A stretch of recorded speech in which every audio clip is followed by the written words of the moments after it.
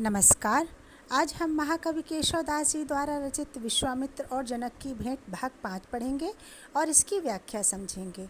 विश्वामित्र और जनक की भेंट महाकवि केशवदास जी द्वारा रचित ग्रंथ रामचंद्रिका से लिया गया है। चलिए इसकी व्याख्या समझते हैं। दंडक छंद। वज्र ते कठोर है कैलाश ते विशाल काल, दंड ते कराल सब काल काल गावई।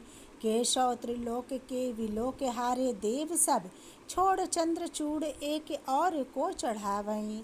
पन्नग प्रचंड पति प्रभु की पनच पीन, पर्वतारी पर्वत प्रभा न मान पावई। विनायक एकाहू पे आवे न पिनाक ताही, कोमल कमल पाणी राम कैसे ल्यावई।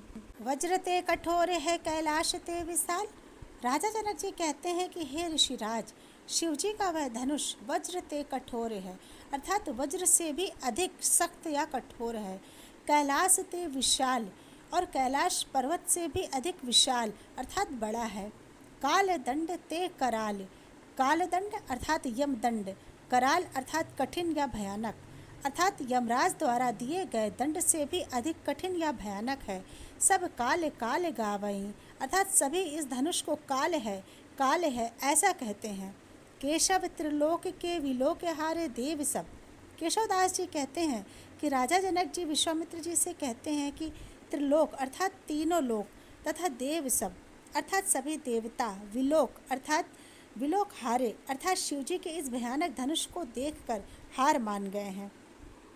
छोड़ चंद्रचूड़ एक और को चढ़ावई। चंद्रचूड़ अर्थात भगवान शंकर, छोड़ अर्थात छोड़कर, अर्थात इस भयानक धनुष की प्रत्यंचा भगवान शंकर को छोड़कर भला और कौन चढ़ा सकता है। पन्नग प्रचंड पति प्रभु की पनच पीन। पन्नग प्रचंड पति अर्थात प्रचंड पन्नगों या सर्पों का स्वामी राजा वासुकी। पनच अर्थात प्रत्यंचा या डोरी, पीन अर्थात मोटी या पुष्ट, अर्थात प्रचंड सर्पों के राजा वासुकी के समान पुष्ट प्रत्यंचा वाले धनुष को पर्वतारी पर्वत प्रभा न मान पावई। पर्वतारी अर्थात इंद्र का एक नाम पर्वतार भी है। ऐसा माना जाता है कि प्राचीन काल में पर्वतों के पंख होते थे, इससे वे अपनी इच्छा अनुसार आवागमन कर सकते थे। इससे जनधन की बहुत हानि होती थी। प्राणियों द्वारा विनय करने पर इंद्र ने पर्वतों के पंख काट दिए, तब वे सब जहाँ के तहाँ स्थित हो गए। तभी से इंद्र को पर्वतारी भी कहा जाता है। पर्वत प्रभा अर्थात दैत्य या असुर, अर्थात इस धनुष की भयंकरता इंद्र तथा दैत्य आदि भी नहीं जान पाए हैं। विनायक एकहु पे आवे ना पिनाक ताही। विनायक अर्थात गणेश भगवान, एकहु पे अर्थात अकेले, पिनाक अर्थात धनुष, अर्थात जब वह धनुष गणेश जी से भी अकेले नहीं उठाया जा सकता तो कोमल कमल पानी राम कैसे ल्यावई। कमल पानी अर्थात कमल के समान हाथ वाले, तो शिवजी का वह भयंकर धनुष इतने सुकोमल कमल के समान हाथों वाले राम कैसे ला पाएंगे। तोमर छंद। विश्वामित्र। सुनि रामचंद्र कुमार, धनु आनिय यही बार, पुनि बेग ताहि चढ़ाओ, यश लोक लोक बढ़ाओ। दोहा। ऋषि ही देखी हर्ष्यो हियो, राम देखी कुमलाई, धनुष देखी डर पै महा, चिंता चित्त डोलाई। सुनि रामचंद्र कुमार, धनु आनिए यही बार। आनिए अर्थात लाइए, धनु अर्थात धनुष, यही बार अर्थात इसी समय। विश्वामित्र जी जनक जी की शंका को दूर करने के लिए राम जी से कहते हैं कि हे राम, तुम धनुष को इसी समय यहाँ लेकर आओ।